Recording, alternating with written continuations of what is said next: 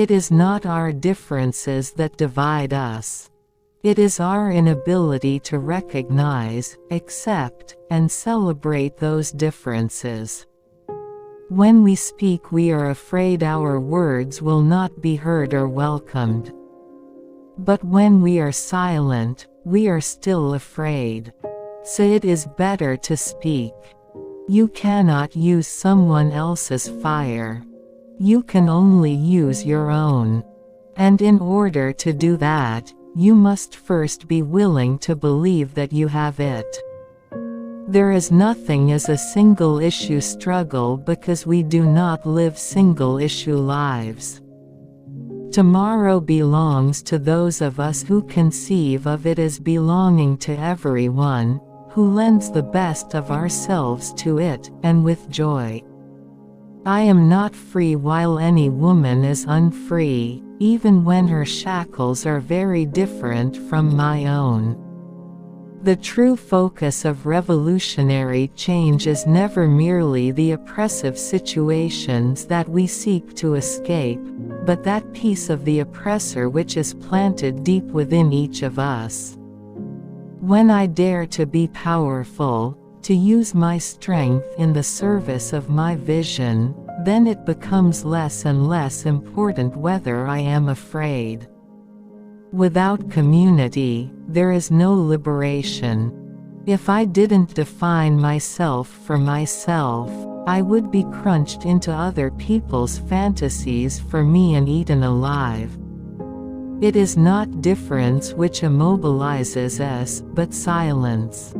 The sharing of joy, whether physical, emotional, psychic, or intellectual, forms a bridge between the sharers which can be the basis for understanding much of what is not shared between them, and lessens the threat of their difference.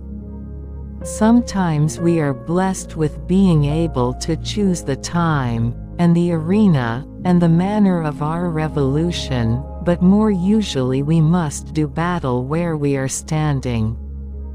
The master's tools will never dismantle the master's house. If I cannot air this pain and alter it, I will surely die of it.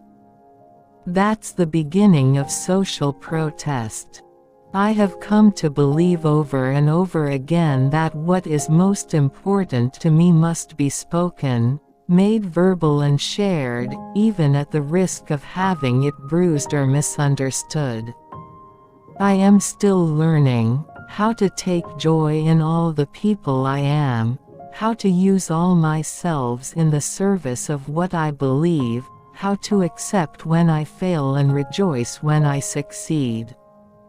The learning process is something you can incite, literally incite, like a riot. When you reach out and touch other human beings, it doesn't matter whether you call it therapy or teaching or poetry.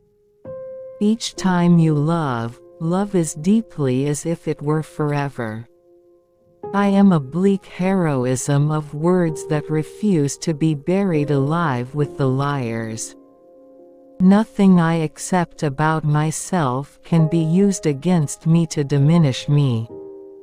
If you can't change reality, change your perceptions of it. I am my best work, a series of road maps, reports, recipes, doodles, and prayers from the front lines. Your silence will not protect you.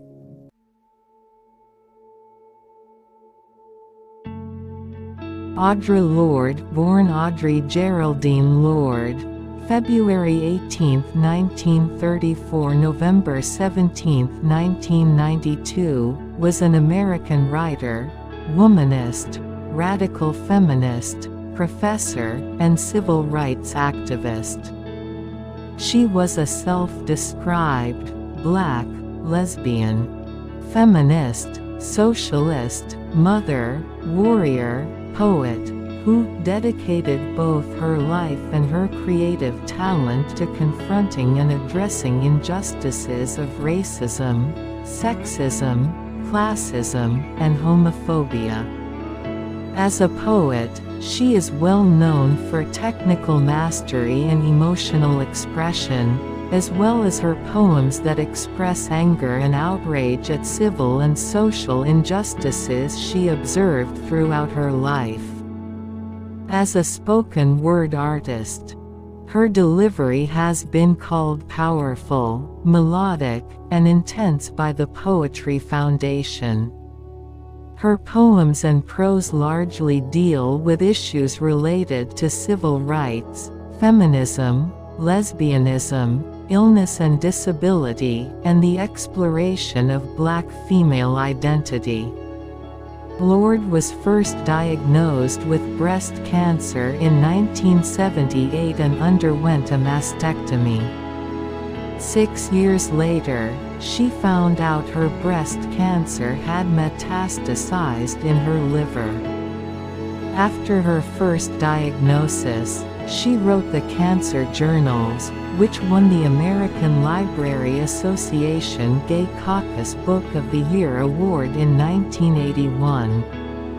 She was featured as the subject of a documentary called A Litany for Survival: The Life and Work of Audre Lorde, which shows her as an author, poet, human rights activist, feminist, lesbian, a teacher, a survivor, and a crusader against bigotry.